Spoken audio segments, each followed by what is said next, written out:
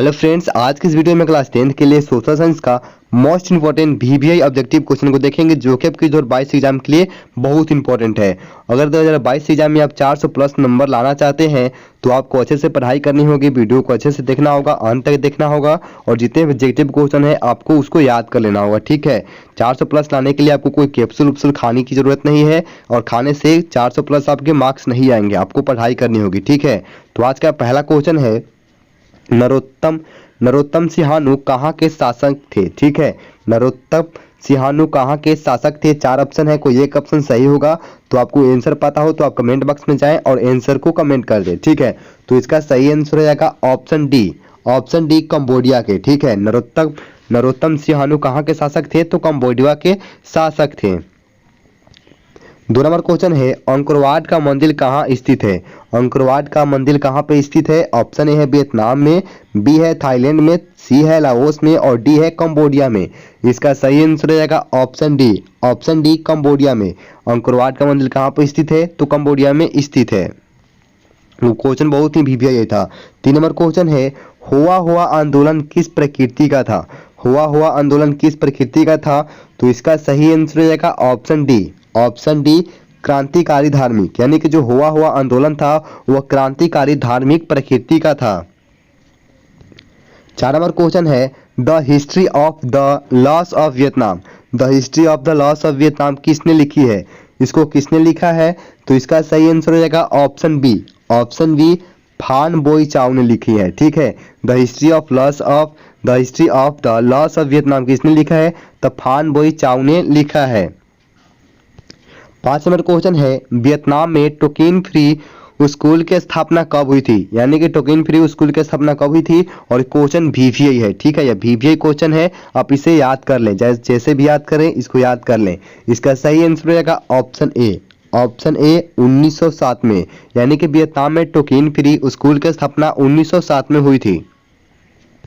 6 number question है, हिंद चीन पहुंचने वाले प्रथम व्यापारी कौन थे। प्रथम व्यापारी कौन थे जो हिंद चीन पहुंचे थे, यह भी क्वेश्चन बहुत ही इंपॉर्टेंट है और इसे भी रट लें। इसका ऑप्शन अब ये देखिए, अंग्रेज, बी है फ्रांसीसी, सी है पुर्तगाली और डी है डच। तो कौन था जो हिंद चीन प्रथम व्यापारी, कौन था जो हिंद चीन पहुंचे थे। ठीक है, हिंद चीन पहुंचे प्रथम व्यापारी कौन थे, तो इसका सही आंसर हो जाएगा ऑप्शन सी यानी पुर्तगाली, यानी पुर्तगाली थे जो हिंद चीन पहुंचने वाले प्रथम व्यापारी थे। चलिए 7 नंबर क्वेश्चन है, और क्वेश्चन ये बहुत ही इंपॉर्टेंट है, लगभग इसका 90% चांस होता है एग्जाम में आने का। यानी कि हिंद चीन क्षेत्र में कौन कौन से देश आते हैं, हिंद चीन क्षेत्र में कौन कौन से देश आते हैं। 4 ऑप्शन है, इसमें से कोई एक ऑप्शन सही है, तो इसका सही आंसर हो जाएगा ऑप्शन सी कंबोडिया, वियतनाम और Laos. Cambodia, Vietnam, Laos Hind चीन क्षेत्र में आते हैं। चलिए 8 नंबर क्वेश्चन है, मार्च 1946 में फ्रांस एवं वियतनाम के बीच होने वाला समझौता किस नाम से जाना जाता है। यानी कि मार्च 1946 में जो फ्रांस एवं वियतनाम के बीच जो समझौता हुआ था, उस समझौता को किस समझौता के नाम से जाना जाता है। ऑप्शन ए है जिनेवा समझौता, बी है हनोई समझौता, सी है पेरिस समझौता और डी है धर्मनिरपेक्ष समझौता। इसका सही आंसर हो जाएगा ऑप्शन बी, हनोई समझौता के नाम से जाना जाता है। यानी कि मार्च 1946 में फ्रांस और वियतनाम के बीच जो समझौता हुआ था उसे हनोई समझौता के नाम से जाना जाता है। 9 नंबर क्वेश्चन है, हिंद चीन में बसने वाले फ्रांसीसी कहे जाते थे। जो हिंद चीन में फ्रांसीसी बसे थे उन्हें क्या कहा जाता था। ऑप्शन ए है फ्रांसीसी, बी है जनरल, सी है कॉलोन और डी है शासक वर्ग। उनको क्या कहा जाता था, तो इसका सही आंसर हो जाएगा ऑप्शन सी यानी कोलोन कहा जाता था। ठीक है, जो हिंद चीन में बसने वाले फ्रांसीसी थे उनको कोलोन कहा जाता था। 10 नंबर क्वेश्चन है, हिंद चीनी क्षेत्र में अंतिम युद्ध की समाप्ति के समय में अमेरिकी राष्ट्रपति थे। कौन थे, हिंद चीन क्षेत्र में अंतिम युद्ध की जो समाप्ति थी उस समय अमेरिकी राष्ट्रपति कौन थे, तो इसका सही आंसर हो जाएगा ऑप्शन बी निक्सन थे। ठीक है, उस वक्त अमेरिकी राष्ट्रपति कौन थे, तो निक्सन थे। चलिए 11 नंबर क्वेश्चन है, किस प्रसिद्ध दार्शनिक ने एक अदालत लगाकर अमेरिका को वियतनाम युद्ध के लिए दोषी करार दिया था।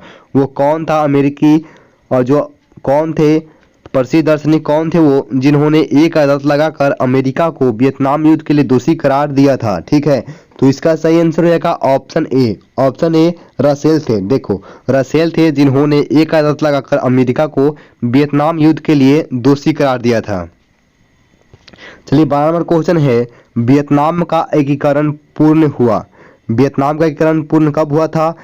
ऑप्शन ए है 1870 में, बी है 1879 में, सी है 1875 में और डी है 1880 में। ठीक है, तो वियतनाम का एकीकरण पूर्ण कब हुआ था? इसका सही आंसर हो जाएगा ऑप्शन सी। ऑप्शन सी 1875 में वियतनाम का एकीकरण पूर्ण हुआ था।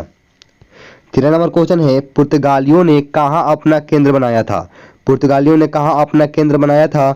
इसका सही आंसर हो जाएगा option A. Option A Malacca में। ठीक है, पुर्तगालियों ने मलक्का में अपना केंद्र बनाया था।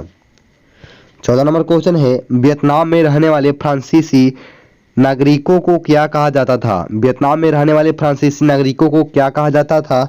ऑप्शन ए सिलोन, बी है मिलोन, सी है कोलोन और डी है इनमें से कोई नहीं। इसका सही आंसर रहेगा ऑप्शन सी। ऑप्शन सी यानी कि कोलोन कहा जाता था। ठीक है, वियतनाम में रहने वाले फ्रांसीसी नागरिकों को कोलोन कहा जाता था। 15 नंबर क्वेश्चन है, कंबोडिया फ्रांस का संरक्षित राज्य किस वर्ष बना था? कंबोडिया फ्रांस का संरक्षित राज्य किस वर्ष बना था? 4 ऑप्शन है, इसमें से कोई एक ऑप्शन सही हो। ठीक है, अब क्वेश्चन को देखते हो, आपको लगता है कि हाँ इसका सही आंसर ये होगा तो आप लोग कमेंट कर दिया करो। ठीक है, कंबोडिया फ्रांस का संरक्षित राज्य किस वर्ष बना था? तो इसका सही आंसर हो जाएगा ऑप्शन बी। ऑप्शन बी 1863 में। 1863 में कंबोडिया फ्रांस का संरक्षित राज्य बना था। 16 नंबर क्वेश्चन है, हिंद चीन में कौन राष्ट्र शामिल नहीं था? हिंद चीन में कौन राष्ट्र शामिल नहीं था? ऑप्शन है वियतनाम, लाओस और कंबोडिया। आपने देखा था वियतनाम, लाओस, कंबोडिया हिंद चीन में शामिल थे और बाकी शामिल नहीं था। 3 शामिल है, हिंद भी, वियतनाम भी शामिल है, लाओस भी शामिल है और कंबोडिया भी शामिल है। तो इसमें पूछ रहा है कौन राष्ट्र है जो शामिल नहीं था? तो इसका सही आंसर हो जाएगा ऑप्शन सी। ऑप्शन सी यानी कि चीन। चीन शामिल नहीं था। 17 नंबर क्वेश्चन है, इंडो चाइना को किस देश ने अपने उपनिवेश के रूप में विकसित किया था? इंडो चाइना को किसने अपने उपनिवेश के रूप में विकसित किया था? तो इसका सही आंसर हो जाएगा ऑप्शन बी। ऑप्शन बी यानी चीन ने इंडो चाइना को अपने उपनिवेश के रूप में विकसित किया था। 18 नंबर क्वेश्चन देखिए, हिंद चीन में आने वाले पहले यूरोपीय व्यापारी थे। पहले यूरोपीय व्यापारी कौन थे जो हिंद चीन में आए थे? तो इसका सही आंसर हो जाएगा ऑप्शन सी। ऑप्शन सी पुर्तगाली थे। पुर्तगाली थे जो हिंद चीन में आने वाले पहले यूरोपीय व्यापारी थे। 19 नंबर क्वेश्चन है, प्राचीन काल में वियतनाम पर किस सभ्यता संस्कृति का प्रभाव था? किस सभ्यता संस्कृति का प्रभाव था? तो इसका सही आंसर हो जाएगा ऑप्शन ए। ऑप्शन ए चीनी, यानी कि प्राचीन काल में वियतनाम पर चीनी सभ्यता संस्कृति का प्रभाव था। 20 नंबर क्वेश्चन है, फ्रेंच इंडो चाइना की स्थापना किस वर्ष हुई? फ्रेंच इंडो चाइना की स्थापना किस वर्ष हुई थी? इसका सही आंसर हो जाएगा ऑप्शन डी। और ये लास्ट क्वेश्चन था, यानी कि 1887 में फ्रेंच इंडो चाइना की स्थापना 1887 ईस्वी में हुई थी। तो आज के लिए बस इतना ही था। चैनल पे पहले चैनल को सब्सक्राइब कर लो, वीडियो को लाइक करो, शेयर करो और एक प्यारा सा कमेंट कर दे। ठीक है, इतना काफ़ी है आप लोगों के लिए, तो आप इतना लोग करें और चैनल पे सब्सक्राइब कर लें। तो मिलते हैं अगले वीडियो में। धन्यवाद।